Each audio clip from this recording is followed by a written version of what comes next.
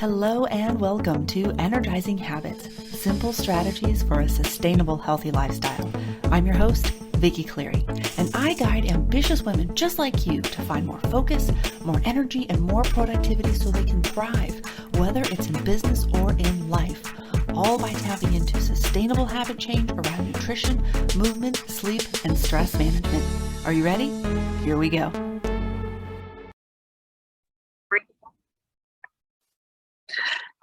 Hello and welcome back.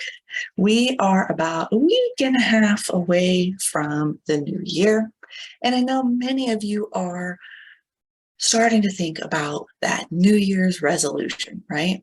Some of you might use word of the year, you might use an intention, but it's kind of all about the same type of thing, right? Kind of starting that year with a little bit different outlook, right? A different frame of mind, if you will.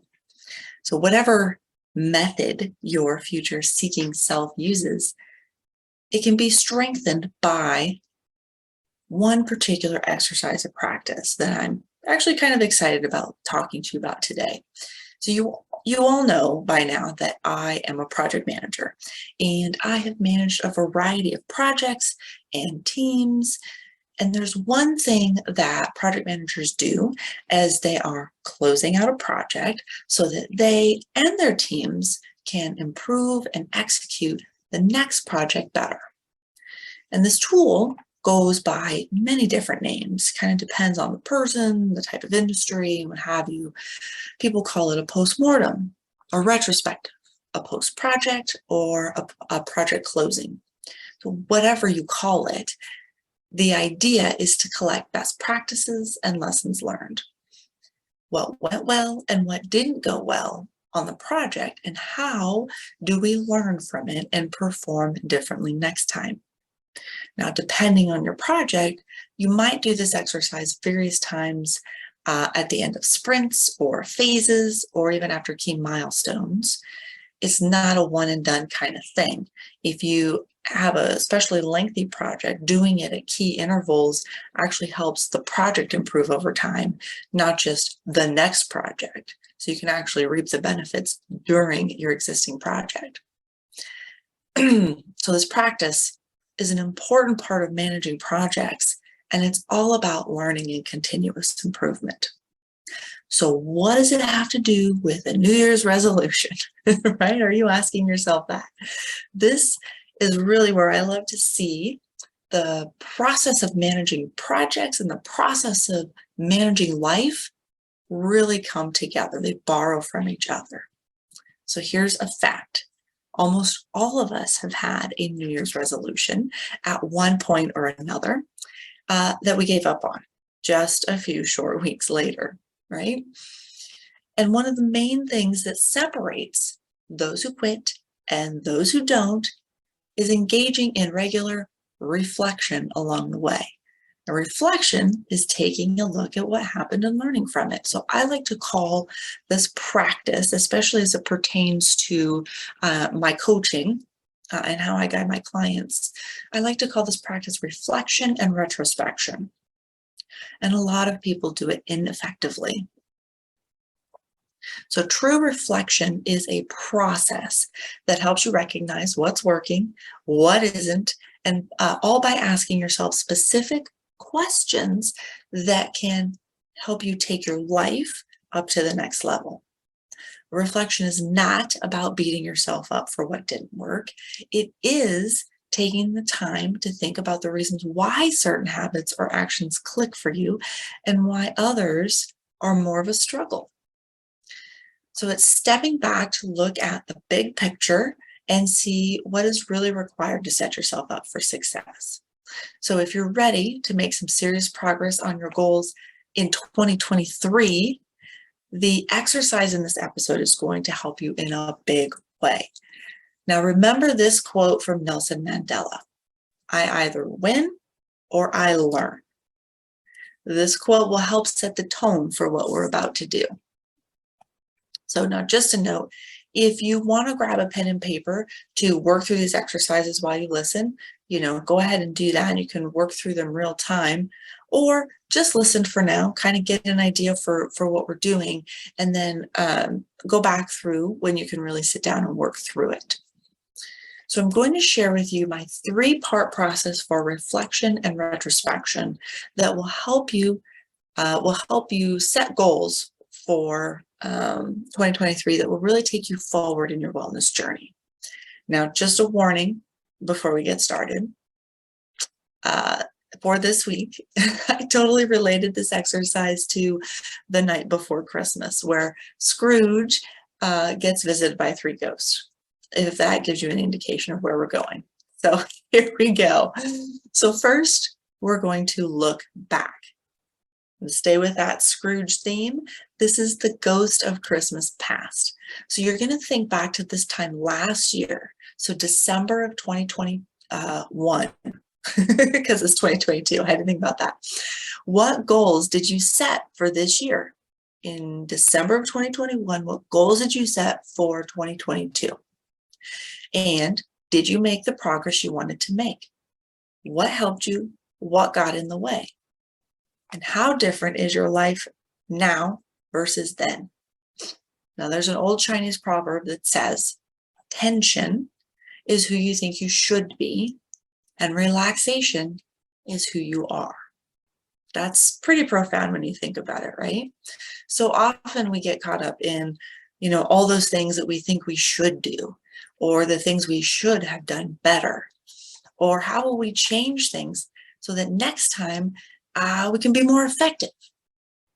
And now, as I mentioned, there is some value in this, but when it comes to ourselves, many people tend to stay here where it feels kind of negative.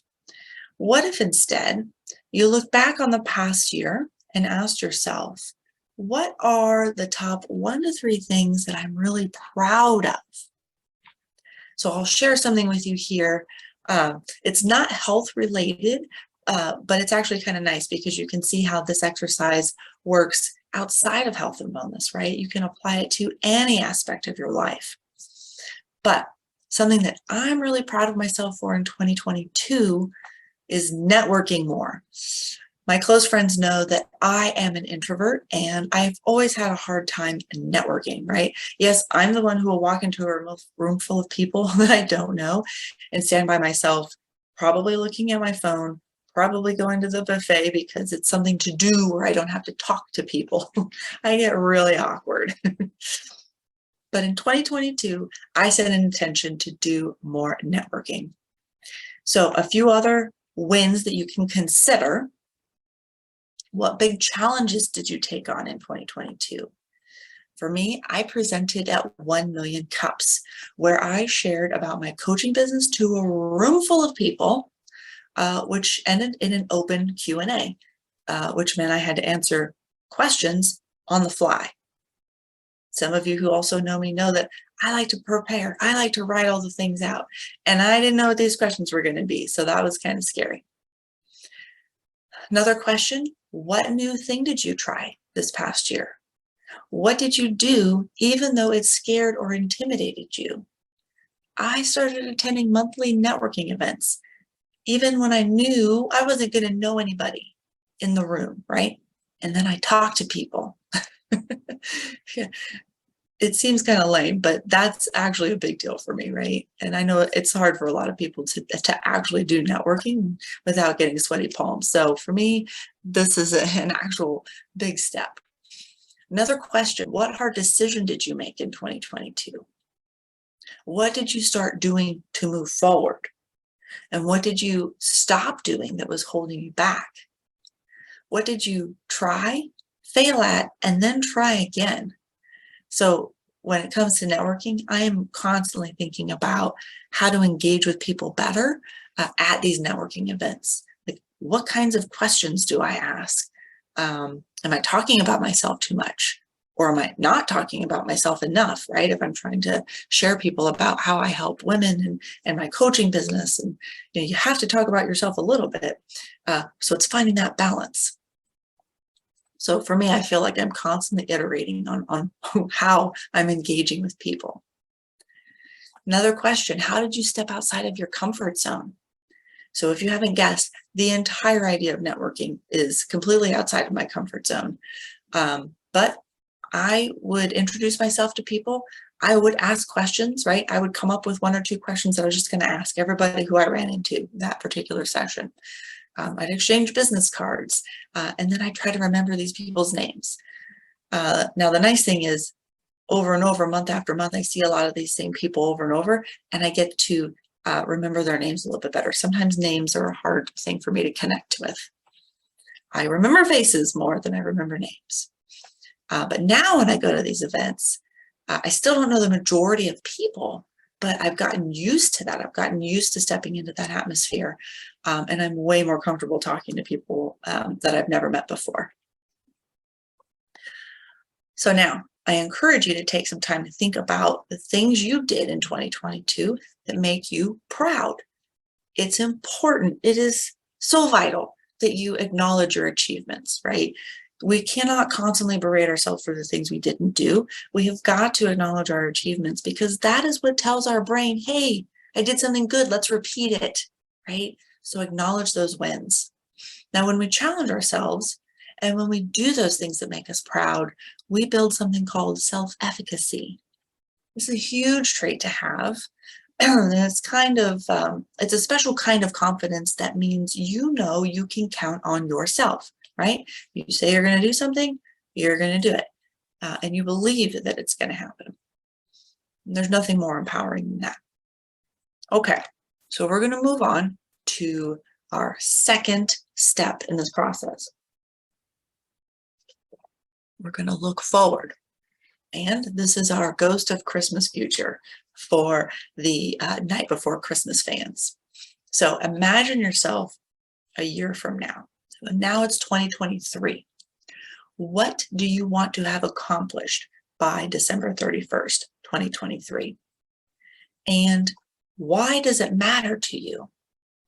How will it make things different in your day-to-day life? So where do you want to be from now? And what is most important to you going into 2023? You're going to list out your top 3 here, and you're going to be specific. And then we're going to save this list for the next step. So while you're kind of thinking, my most important item for 2023 is to bring balance back to my life between my career, my business, my family, and myself. So I let myself take the backseat in 2022, having put myself towards the bottom of that priority list. Working on my career, right? Trying to make sure that I'm effective in my projects, in my job, working on my business. So there's time in the evenings and on the weekends that I'm spending.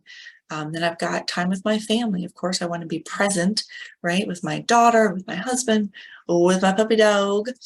And then there's myself. And just like I said, I was towards the bottom. But I am looking to change that in 2023 and change the way in which I spend time for myself, right? Now, another way that you can think about this is to begin with the end in mind. So again, it's December 31st, 2023, and you're looking back over the past year, which would be 2022, and you're thinking about how proud of yourself you are for everything that you've accomplished, for pushing yourself out of your comfort zone, for living that year with intention. You feel fulfilled, you feel at peace, you feel excited about your future, you feel successful in these important areas of your life. Things like your relationships, health and fitness, your career, spirituality and contribution, personal growth, lifestyle and adventure, finances. You could probably think of a bunch of other little categories that you want to create here. But what does success look like for you in these areas? So just dialing in on my better balance, right? Success for me in this area looks like more sleep. I'm talking about 7 hours each night consistently. Less time at the computer.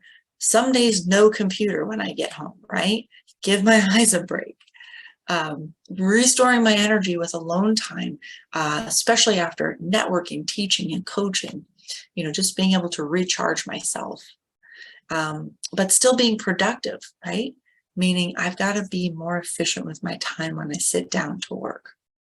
Success doesn't always mean that you've arrived, but it does mean that you're happy with your progress in a certain period of time. Now, what does a little inner voice in your head whisper to you about the things you really want to do in your life? The things that bring value, joy, fulfillment. So if you get stuck while working through some of these questions, sometimes it can help to get some outside perspective. This could be from a friend, a family member that you feel safe sharing these ideas with, someone who can help lift you up, maybe even challenge you in a gentle way. But it's also a great reason to hire a coach, right? I help my clients through this entire reflection process so they can see where their best next path is based on where they've been, where they have been, and where they are now. So that brings us to today, to the present, our ghost of Christmas present. All right, so with that list of top 3 things that you made in the step above for where you want to be a year from now, what's most important to you, this is where we start to dig a little deeper, right? So step 1 and 2, we were being a little more gentle, being more positive focused, right? We don't completely want to be Pollyanna and look at all the great things I did. Wonderful, right? But we also have to look at what didn't go so well, because that's also where we learn and that's where we grow.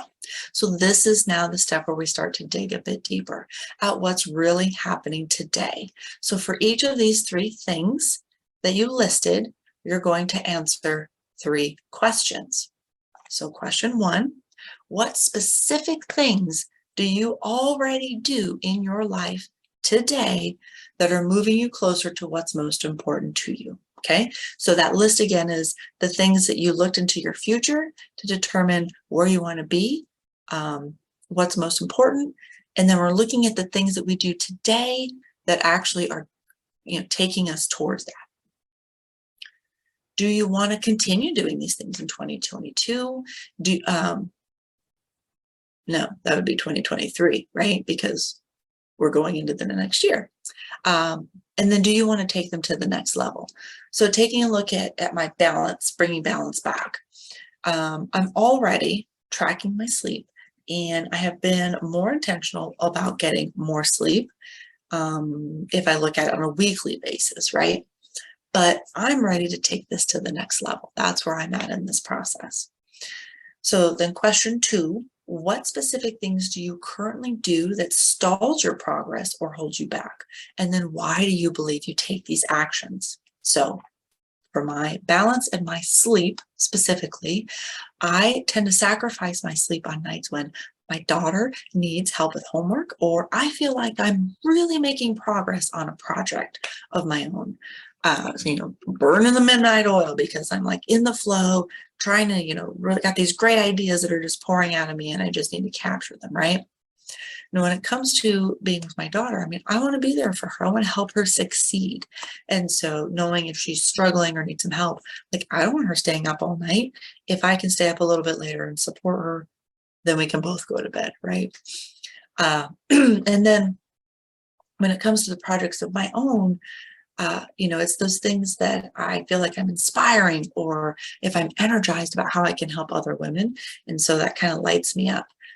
So both of those things, I feel like, I'm sacrificing my own sleep for where I feel like I'm helping others.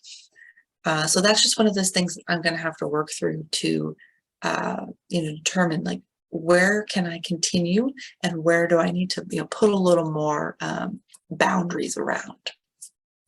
Okay, question 3. What are 1 to 2 simple steps that you can start taking now to make your vision a reality? So for me, with this upcoming holiday break, I'm actually going to get pretty strict about my bedtime and consistent wake times. So that's 1 and 2, so that I can start to reset my circadian rhythm, right? So that I can get these 7 hours of sleep on a consistent basis, which has so many benefits. I've talked about the benefits in lots of other episodes. I'll save you on this particular episode. Okay, so another great question that you can ask yourself here is, what would this look like if it was easy, right? So if you're doing this stuff, what does easy look like? Not everything has to be hard, okay? If we're not just talking about taking the easy way out. So things can happen easy and it's fine. It's totally okay for that to be easy. If it feels like you're cheating yourself by making it easy, that's a different thing. But there are ways that you can make things easier so that you can be more successful. Now, once you've reflected on these questions for looking back, looking forward, and looking at the present, it's time to apply your insights to make your goals a reality in 2023. So take a look at where you are today. Compare that to where you want to go. And we're going to add to this list a few more questions here. So what do you need to learn?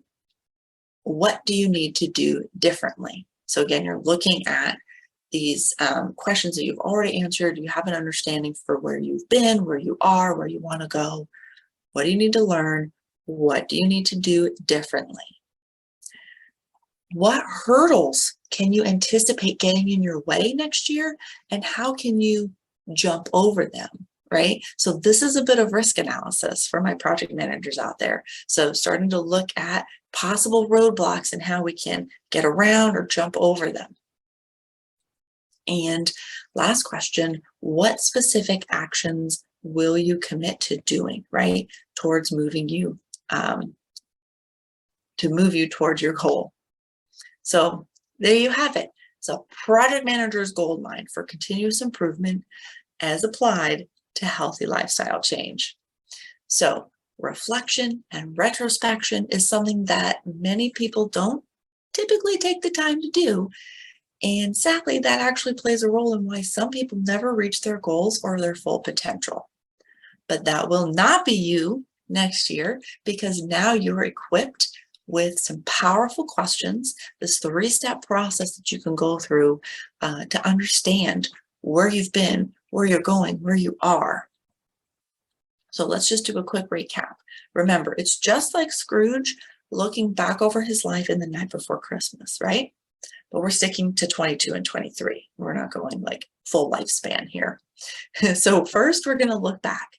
While there's benefit to looking at progress and failure, when it comes to reflecting on ourselves, so many of us tend to look at the negative, right? The failure. And there is good learnings there. But for here in this exercise, I encourage you to think about your wins from 2022. Then we're going to look forward. So imagining yourself a year from now, what do you want to accomplish by December 31st, 2023? Why does it matter to you? And how will it make things different in your day-to-day life? So begin with the end in mind and consider how proud you'll feel of yourself with what you have accomplished. And then finally, we look at today. This is where we really take a look at what you've been doing and how it has or has not been moving you forward towards your goals. This is also where we start to decide what actions that we can take to make progress. So one of the best ways to set yourself up for success as you move forward is to take a look at and understand what went well, what didn't go well in the past, looking at how you can apply what you've learned to your next project, whatever that may be. So your energizing habit for today or this week is to spend some time with this reflection and retrospection exercise before you set a goal for 2023. Goal, resolution, intention, word of the year, whatever it may be, right? This way that you're setting that goal, or whatever, to be focused on growth, not on repeating the past.